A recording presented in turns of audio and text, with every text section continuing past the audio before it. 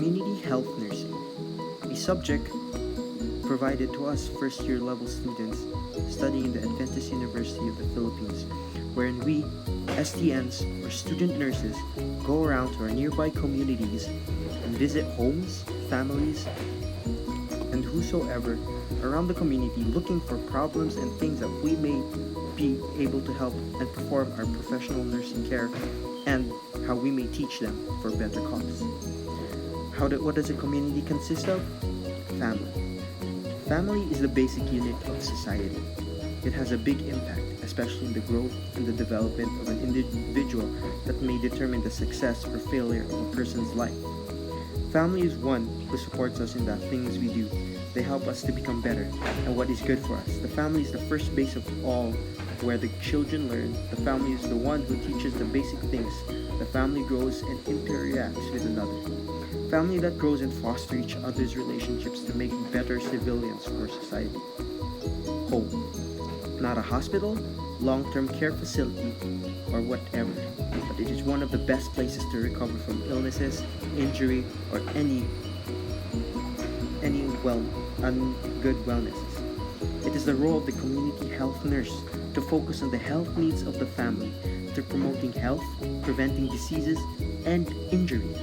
Making the home care available and accessible to family will help them achieve a better health outcome and quality of care. A student nurse can expertise in public nursing focus. Teaching them about the things that we really need, especially in terms of healthcare, and the student nurse can help the family to know and understand skills to help them improve the experiences who receive healthcare and support from the community, so that if things will happen, they'll have the basic knowledge and be equipped and more experience on what to do, especially related to health problems that they may encounter in the future. It is a student nurse's duty to provide them the knowledge and promote health, especially in preventing all these diseases, especially when it comes around the environment, people themselves, the family members, or whatsoever may be a hindrance to the family.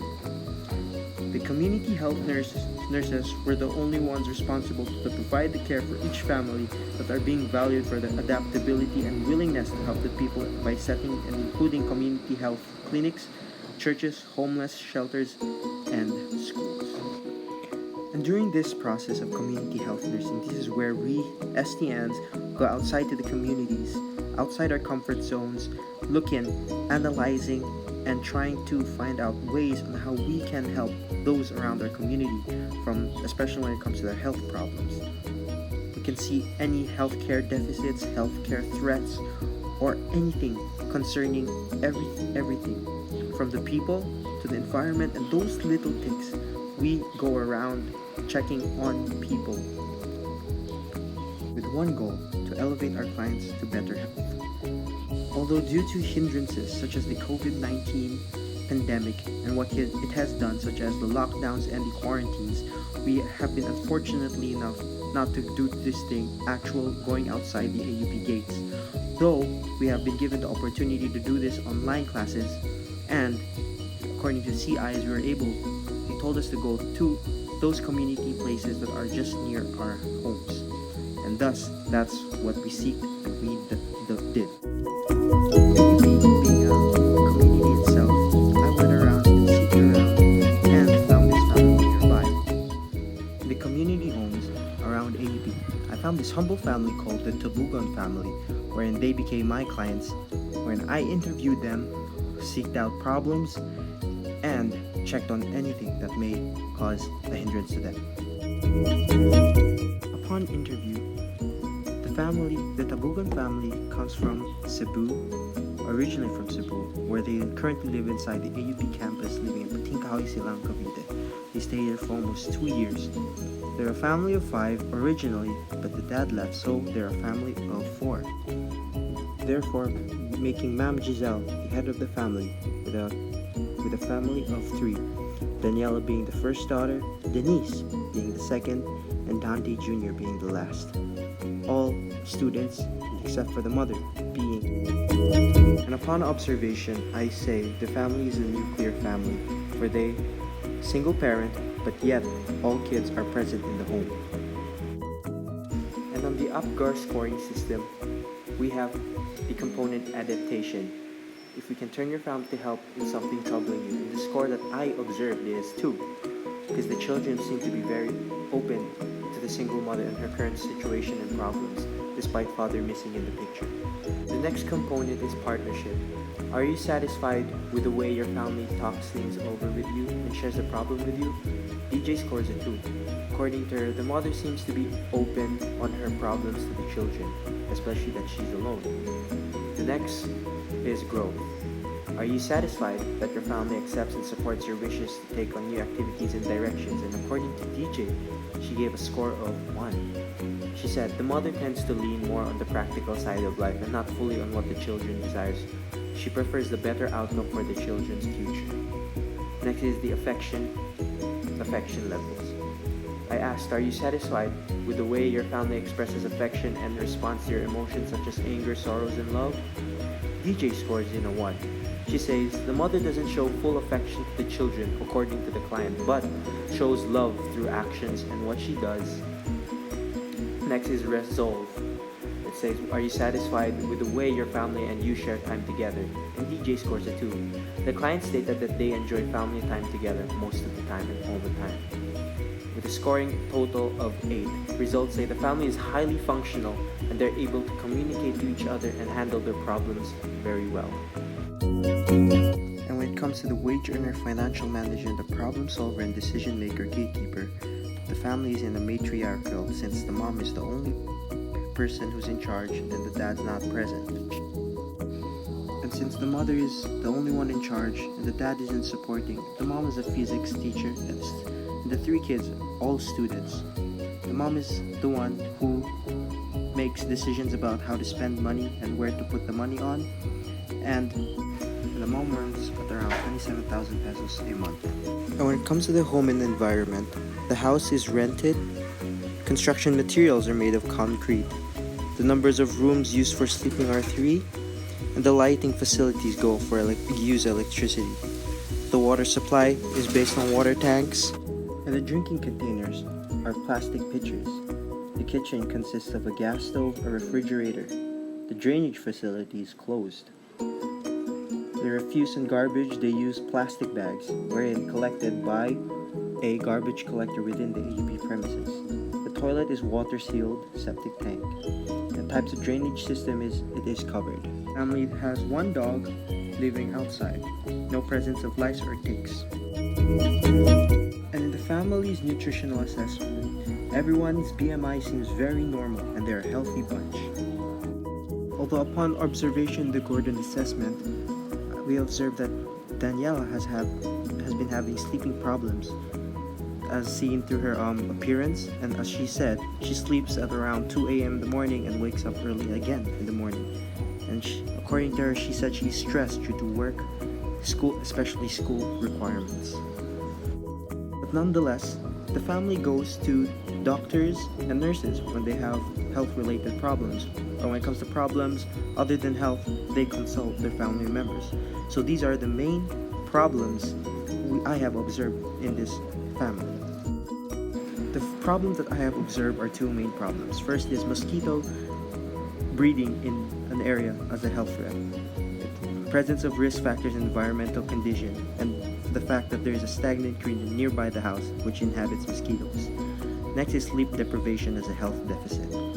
Daniela is deprived due to schoolwork, activities, exam, especially the online classes, and caffeine intake, overthinking, emotional instability. Upon assessing on my first level assessment, the presence of mosquitoes breeding in the area is a health threat. Here are my second level assessment ideologies. First is inability to provide a home environment conducive to health, maintenance, and personal development. And the second is failure to utilize community resources for healthcare. When I say inability to provide home environment conducive to health maintenance and personal development and adequate family resources, according to Daniela, she said, si mama lang nagtatrabaho, short kami sa pera, mas lalo na ngayon cut faculty sweldo. So technically it meant due to the COVID situation, faculty money has been cut and they can't get the adequate sources that they need. Although Miss Tabugan stated that she's very aware of the mosquitoes in her area, especially that she's mentioned that she's live near a creek, though she falls short in financial matters. So finding it quite difficult to help eradicate the mosquitoes manifest in her area, they would want to look for ways due to lockdown extermination seems very difficult to reach out as well. First level assessment problem is sleep deprivation, and the second level assessment is inability to make a decision with respect to appropriate health action, and the inability to provide adequate health services to sleep-deprived dependent and according to her inability to make decisions with respect to taking appropriate action, she says that it is just for school and that's why she's doing it. And besides, even if there's help, she doesn't have the means and there's no available facilities in the UP. She's inability to provide adequate health care for the sleep-deprived client and lack of knowledge and skill carrying out the necessary treatment. She says she doesn't know, she just has a hard time sleeping. Miss Tabugan is not fully aware on how to help manage her current health deficit due to sleep deprivation due to heavy schoolwork and contributing factors on why she takes her body, which is coffee. She's enthralled also as well with problems, but she seems she doesn't look at this as a major health problem. Yo, that actually is. Upon ranking and scoring, I placed presence of mosquitoes breeding in the area first over sleep deprivation for Daniela. And that's what it says on my scoring. That's where I started my nursing intervention / client teaching. Doing my health teaching, playing it safely out class. And the title is Hamak ng Lamok. And upon my health teaching, I taught my client what was a mosquito, the different types of mosquitoes, especially those common in the Philippines, and most especially how to eradicate them. First, I taught them that they should clean their surroundings, most especially eliminate possible places where mosquitoes can thrive, stagnant water places, and all that. And after that, I taught them how to clean their surroundings to help drive away mosquitoes. And most especially, I also taught them how to use means on how to chase mosquitoes through oils and repellents. The second problem is sleep deprivation. Upon doing my initial database on the Gordon assessment, I have observed that my client has had eye bags and seems very haggard.